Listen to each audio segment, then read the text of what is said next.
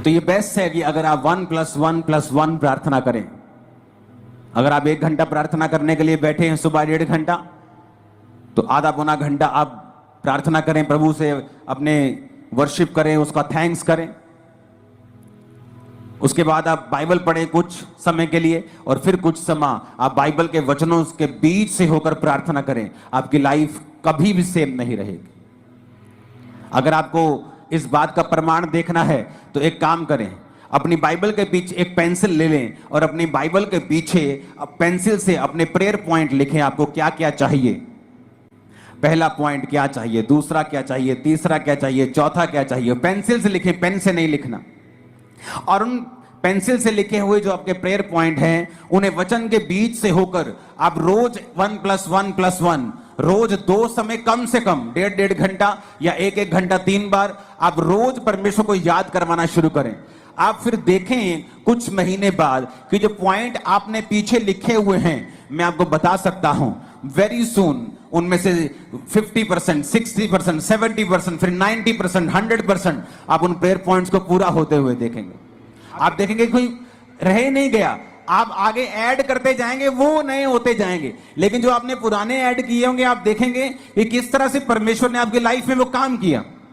और जो आपके प्रेयर पॉइंट पूरा हो गया, उसे मिटे दें, उसे मिटाकर पेन लें और बाइबल में ही कहीं पर एक बहुत से बाइबल में खाली पेजेस होते हैं, उस पेन से लिखें गवाही कि ये प्रेयर पॉइंट आपका था, इस तारीख को परमेश्वर ने इसको पूरा कर दिया।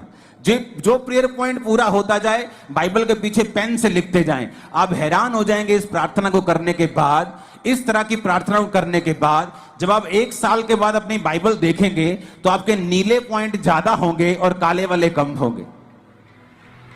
आप देखेंगे वो पूरे हो रहे हैं। और जब भी आप देखेंगे कि शैतान आपको इस प्रार्थना करने से क्यों रोकता रहा है, उसको मालूम है इसी प्रेयर में रिजल्ट आना है। शैतान को पता है कि इसी प्रार्थना के द्वारा आप छुड़ाए जाएंगे, इसलिए वो पूरी संभव कोशिश करता है कि आपको इस प्रार्थना से दूर रखा जाए, क्योंकि प्रार्थना में छुटकारा है, ये शैतान जानता है। परमेश्वर ने क्या कहा, इतना सिंपल और इतना पावरफुल परमेश्वर ने वचन दिया। परमेश्वर ने कहा, एक नगर में एक विधवा थी और एक अधर्मी न्यायी रहता था।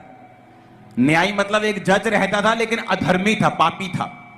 तो विधवा बार बार उसके पास जाकर बोलती थी, मेरा न्याय चुका और मुझे मुद्दई से बचा, मुझे फलाने बंदे से बचा, मेरा न्याय कर। तो बाइबल कहती है, परमेश्वर कहता कि वो अधर्मी, वो पापी न्यायी क्या सोचता है कि ये विधवा आकर बार बार मेरे नाक में दम ना कर दे, इसलिए मैं इसका काम कर देता हूं। तो परमेश्वर ने कहा, सुनो वो अधर्मी क्या कहता है। अब जो व्यक्ति दिन रात परमेश्वर के नाम की दुहाई देता है, परमेश्वर ने कहा, क्या मैं उसका न्याय नहीं करूंगा? जो व्यक्ति दिन रात मेरे नाम की दुहाई देता है, क्या मैं उसका न्याय नहीं चुकाऊंगा? क्या मैं उसकी प्रार्थना नहीं करूंगा? ये कौन कह रहा है? सीधा डायरेक्ट प्रभु यीशु मसीह का वचन है ये।